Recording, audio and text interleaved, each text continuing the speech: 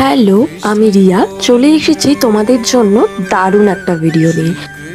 কলকাতার বৃন্দাবন নাম তো সবাই শুনেছো আশা করি তোমরা। আজকে আমি আমার পরিবারের সকলকে নিয়ে চলে গেছিলাম কলকাতার বৃন্দাবনে। আমাদের বাড়ির পাশেই কিন্তু এই কলকাতার বৃন্দাবন। দক্ষিণেশ্বর মেট্রো স্টেশনের একদম পাশেই টোটো ধরে কিন্তু আরিয়াদহের এই কাটিয়া বাবার আশ্রমই আমাদের কলকাতার বৃন্দাবন বা বাংলার বৃন্দাবন নামে পরিচিত। মন্দির চত্বরটি যতটা সম্ভব পেরেছি তোমাদের সাথে তুলে ধরেছি। বাবা, মা, সৈকত, এদিকে মামিমণি, বোন, আমার শাশুড়ি মা মানে মাম্মাম, বাবাই, সবাইয়ের সাথে চলে গেছিলাম এই বাংলার বৃন্দাবন দর্শনে। সবাই মিলে দারুণ মজা করেছি।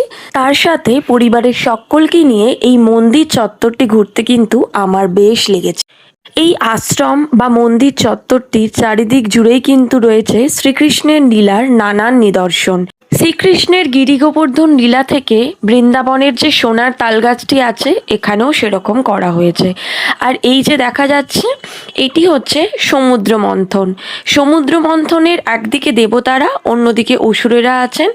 আর সমুদ্র মন্থন থেকে উঠে আসা গরল যে দেবাদিদেব মহাদেব পান করেছিলেন তারও নিদর্শন রয়েছে। শ্রীকৃষ্ণের কালীয়নাগ দমন থেকে বকাসুর বধ আরও নানান ধরনের লীলাক্ষেত্র কিন্তু এখানে গড়ে উঠেছে।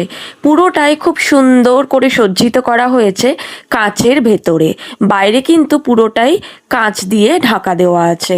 এখানে নানান ধরনের নিদর্শন কিন্তু ফুটিয়ে তুলেছেন ওনারা।